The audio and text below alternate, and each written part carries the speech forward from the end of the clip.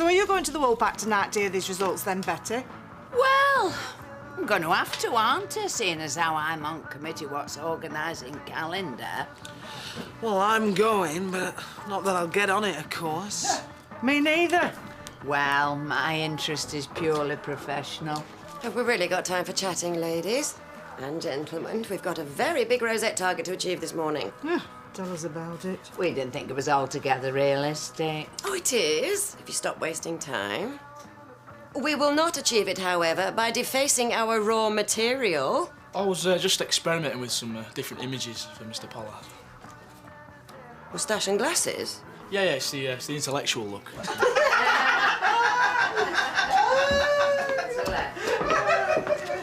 What's going on? Not a lot. It is my husband's press launch this afternoon.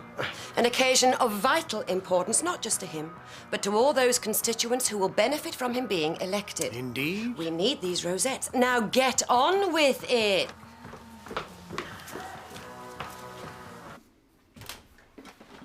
Excuse me. Oh, ow! Cut myself now. Oh, sorry. Here, put some disinfectant on it. No, it's all right, I'll live. Ow. Should you be doing that in here anyway? Why can't you do it at home? Well, we've no water, so what's the matter with it?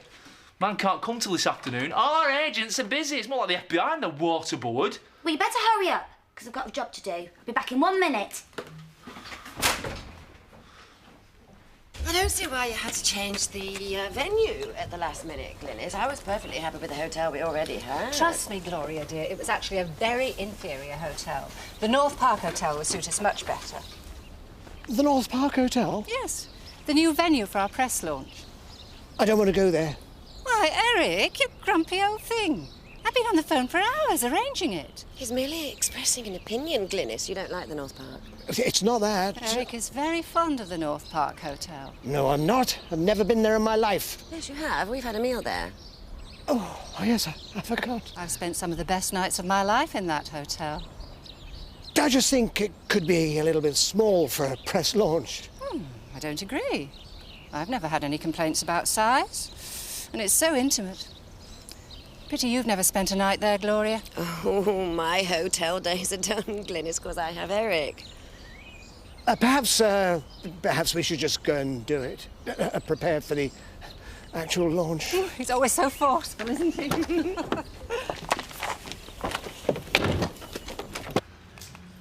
Must be terrible having no water. I suppose you couldn't even wash your breakfast things up. No, I couldn't have a wash, couldn't brush my teeth, couldn't flush the toilet. Sure. Well, it was horrible. You know, it's amazing how dependent we get to be on these things. I mean, I'll never forget when Matt turned off the electricity just before Viv was going to open a calf. See the panic! What's the matter? You hadn't paid him, had you? Well, no, but it was a really nasty thing to do. Oh, no.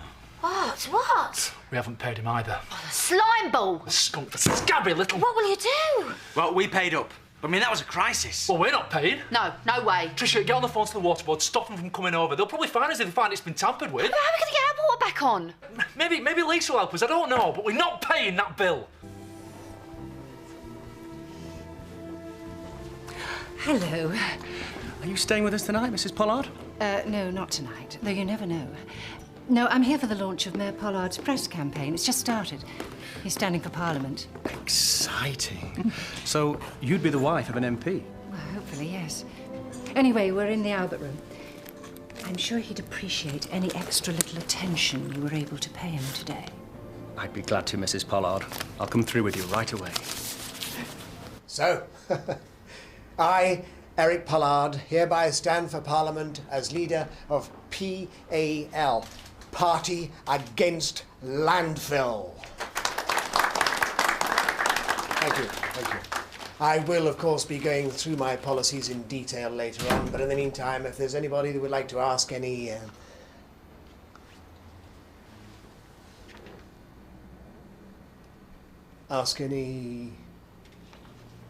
Questions? Yes. Yes, questions. So, Mayor Pollard, the story is that you gave the late Harry Partridge MP the kiss of life, and this kept him going until he reached the hospital. Yes, where unfortunately he subsequently expired. However, it did prolong his life long enough for his dear lady wife and family to make their fond farewells. A great man. A very great man, and I'm honoured to attempt to follow in his footsteps. Well, not by expiring, we hope. No. Why don't you give us a demonstration of your first aid techniques? Well, I don't think... Surely the issues in my husband's manifesto I think are... that's an excellent idea, and it would give us some marvellous photos. I will volunteer myself to play the part of the suffering victim so that Mayor Pollard can demonstrate resuscitation. No! I think perhaps as Mayor Dear Pollard... Gloria, this is but a small sacrifice for a dedicated campaign manager to make.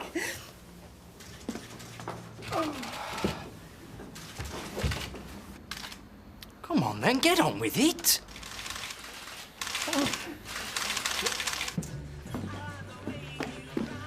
Ooh, we've been waiting for you two to come in. Do you hear that, Sydney? Popular. We want our water turned back on. Oh, now your water gone off, is it? Useless, that. One of those things you really can't do without. Well, we could do that the comedy routine, I'll tell you that much. Yeah, you know very well it was you that turned it off. Turned it off. Why would we do that? I think they've got us mixed up with someone else, mate. Still, if you stop, like, perhaps we could help. Yeah, for a small fee. Say, £7,000? Yeah, get lost. You offer a bit of help. Yeah, and it gets thrown back in your face, eh? Still, never mind, eh? Let's have a drink, eh? Yeah, cheer ourselves up. 2 pints, please, Bob. Oh, come on in the barman. Don't worry, Trish, we're not beaten yet. Oh, 2 minutes slower than usual. I'll pour the tea. No, you won't. Sit yourself down. I'll pour tea. Come on, have a chocolate digestive. Go on, have another. Oh, you've been so kind to me, Betty. You and Seth. Well, you're two of the kindest people I've met. Well, you can't have known many then, can you? Oh, we've done now. You have. I'll always remember you. We haven't died, have we? No, it's just... I think it's time I moved back to my bedsit. I'm better now, and I've been here a long time. So, what's it like, this bedsit, then? It's cosy. Got a lovely view from one of the windows. You can almost see the park. I go jogging there, feed the ducks. It's all lovely. Yeah, I'm very happy there. Good, good. Yeah, and I know I can be a bit of a... So, I really think I should move back home. Yeah, well, we'll see about that, love, because we want to make sure you're completely better first, right? 6 tins, is it, Edna? Yes, I'm stocking up. Not that it's anything to do with you. Just making conversation. Oh, hello, Mrs. Birch. Hello. There are such terrible drivers on the road. 2 people nearly crashed into me on the way back from the cash and carry. Look down there, Emily, in the storeroom. So, in another hour, we'll be finding out who's going to be on the village calendar. Yes, the vicar was counting all the votes last night. It took him hours. And I don't suppose you could possibly tell me... No, I couldn't. Now, the dog food, please. This brand is very expensive. Let me go and have a look, see if it's on special offer this week. Mrs. Ho, that sounds suspiciously like a bribe to me. Well, you've mistaken your woman. I wouldn't betray the vicar for any amount of dog food.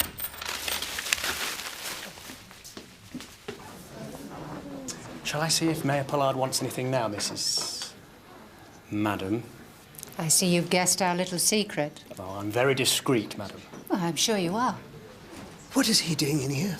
Anything I can get for you, Mayor Pollard? No. Just let me know if there is. Mrs. Madam here has told me to make sure you have everything you need. I have. And if you do need a room for the night, Mayor Pollard, just let me know. Thank you. Why did you tip that bellboy, Glynis? I hope that wasn't out of campaign funds. Oh, no. It's just a private matter. I'm feeling very generous at the moment. Must be the sweet smell of success. I just want to say I'm looking forward to our exclusive interview tomorrow. Exclusive interview? Yeah. Glynis has promised me. Personal stuff, she said. Right.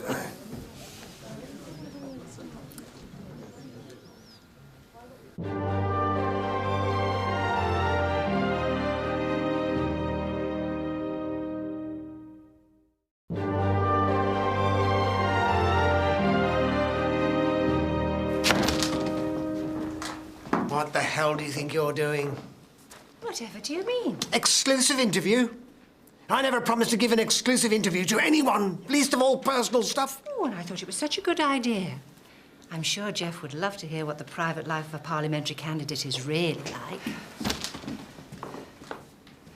There is plenty to do, you know.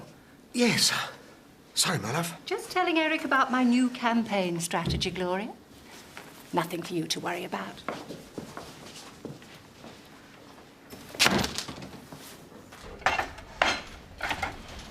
Oh, Seth. Oh, I'm so glad you're back, love. 'Cause Laurel's just told me that she'll be moving out soon, back to a bedsit. You're not well enough, is she? Well, no, she isn't, but it's not just that. I mean, I can tell by just listening to her that bedsit of hers is a right horrible, poky little place, and certainly not suitable for a nice young girl like her. You don't want her to go, do you? Oh, I'm just being silly, aren't I? I feel the same. Oh, I'm so glad. I thought it was just me. But, well, I've grown right fond of her. Can't we persuade her to stop a bit longer? Well, maybe, but shh, I can hear her coming down. Don't say anything just now. We don't want to scare her off.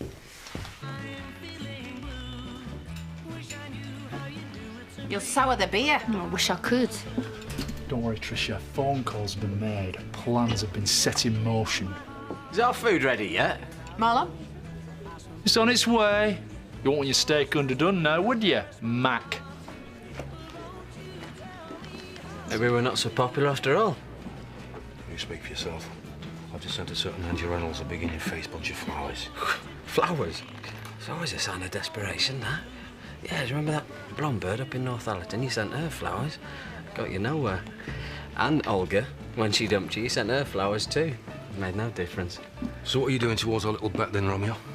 I don't need to send flowers. I've got looks and charm, sex appeal. I've got youth, mate. You've also got the next run of day. We'll see. Makes no difference.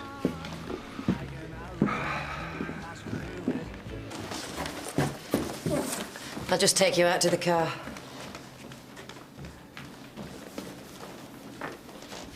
What is going on?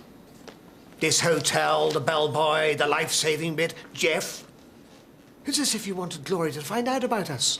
About our affair, you mean? It is not an affair. Yes, it is. Gloria would certainly see it that way, wouldn't she? If she knew about it, but she doesn't, and she's not going to, because I don't want her to. Well, frankly, I don't see any problem with it. You don't? No. We're going to have to tell her sometime. No, we are not. Gloria is my wife. My marriage means more to me than... Glynis, what is it you really want? You mean you don't know? I want you, Eric. I want us to be together always. I'm in love with you. I'll get that. Oh, thanks. Cheers, Bob. The flowers were a bit of a surprise.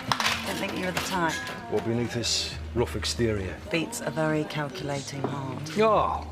You sure you don't want any favours doing? It'll be the first time a female cop has been sweetened with a bunch of flowers. You know, I thought there was a bit more history behind us than that, Angie. And you? No, the truth is, I've just remembered what very sexy lady you are. Well, you know you are, don't you? No, not really, but thanks anyway. One steak, one chicken and ham pie. At last. Well, everything comes to him who waits. Eventually. I hope it chokes you. Your food's arrived. Come and join us. No thanks, I've just had a very long, hard day. Not that there's anything new there. I think I'll just have a quiet drink on my own. Oh, right. Well, maybe I'll catch you later. Don't tell me. She's allergic to flowers. No. She loved them. It's just, you know, sitting with the pair of us, she wasn't really fancying that, you know. Vicar not here yet, then? Not yet, my love. Oh, I'm so excited. I don't expect to be first, but in the first three, maybe. Mom, don't be embarrassing.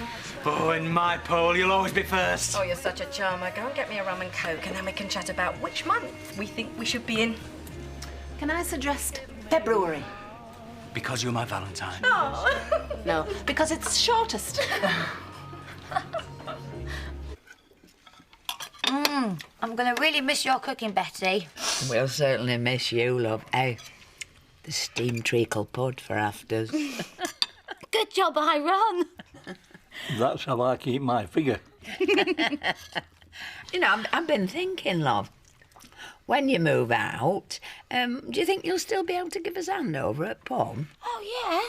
I could carry on with that if it would help. In fact, I'd love to. Oh, and then, I mean, if you ever get tired, keep making the journey in, you could always stay over with us, you know, for the odd night, now and again, 'cause there's always the spare room. And, well, we would offer it to you, like, full time, as our lodger, like, only we do know how attached you are to your bedsit. Really? Would you really let me be your lodger? Oh, Betty, Seth, if you're really sure I wouldn't be a nuisance, I'd love to. Right, that's settled then. OK, now, eat up, everybody, and then we're over to that pub.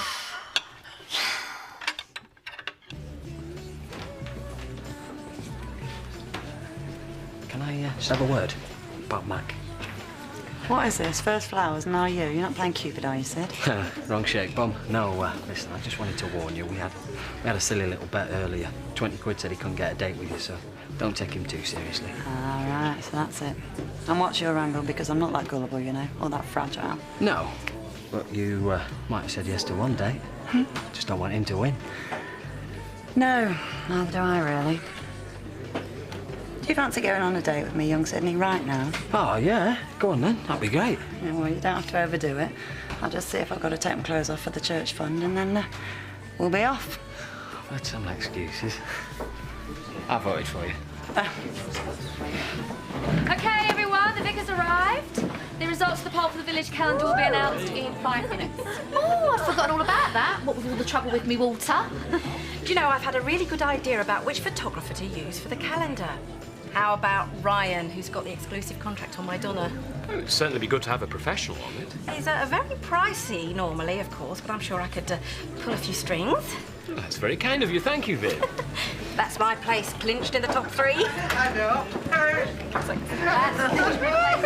I've done it. Easy enough for the right tool. Eureka! You mean we've got our water back on? Gallons of it. A drink for Lisa. I'll get one for Sin and all. Hey, I helped. All of them while I go and break. Good news to the Marx brothers over there. Hello. How are you? Well, I hope everything was to your satisfaction, gentlemen. Is it all right? Oh, I'm so pleased. And Nora, you'll be relieved to hear that our little problem with the water's been rectified. That's right. Lisa switched it back on for us. It didn't cost us a penny, much less. Ooh, £7,000. Don't worry, Sid, lad. Thought of another idea how to deal with our friend Bob. Actually gave me the idea himself. And now, ladies and gentlemen, the long-awaited results. Ah, that's what we want to hear. Oh, Bob, I'm so excited. Honestly, this is supposed to be a celebratory drink. Whatever's the matter with you two? Nothing the matter with me. Unless you've got something on your mind, Eric. No. Nothing's the matter, my love. Just tired, that's all. Had enough. And finally, everyone's support for the calendar's been fantastic, so thank you. Oh, yes. And now, on with the results. Hey. In first place, our very own barmaid, Louise Appleton. What's this thing people have got about blondes? Chloe Atkinson, second. Letitia Daggett, third. That means I'm not even in the top 3. Fourth, Charity Tate. Fifth, Tricia Stokes. Yeah! Oh, thanks, everyone. Thanks. Sixth, Diane Blackstock. What an old bag like me. Seventh, Emily Dingle. You'll be soon, my angel. Eighth, Donna Windsor. I don't want to be in it. No, I don't think this is a suitable thing for a schoolgirl. Shall I not count you then? Oh, right. Well, in that case, eighth, Cynthia Daggett. Ninth, Lisa Dingle. That's the dingle boat there. 10th, Laurel Potts. Oh, I am glad. 11th, Nicola Blackstock. And last, but certainly not least, Betty Eggleton.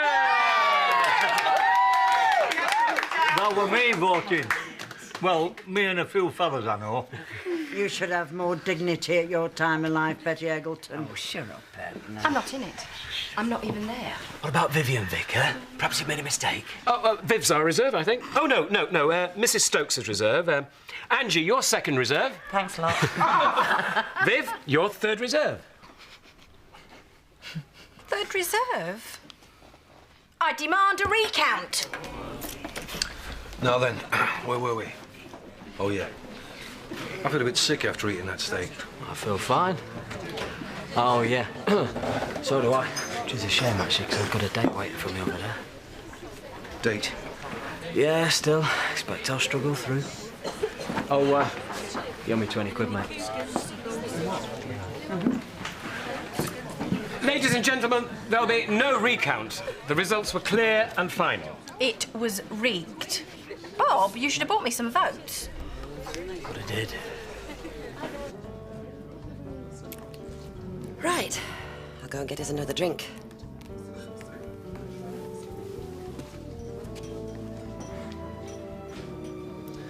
Listen, we will never be together as you so put it.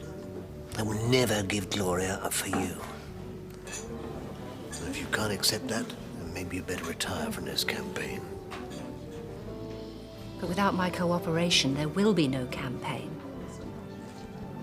What do you mean? I mean, Eric, that I have shall we say, intimate knowledge about you? Which I'm sure will be of great interest to Jeff in this interview tomorrow. So you see, Eric, it's either me or total ruin.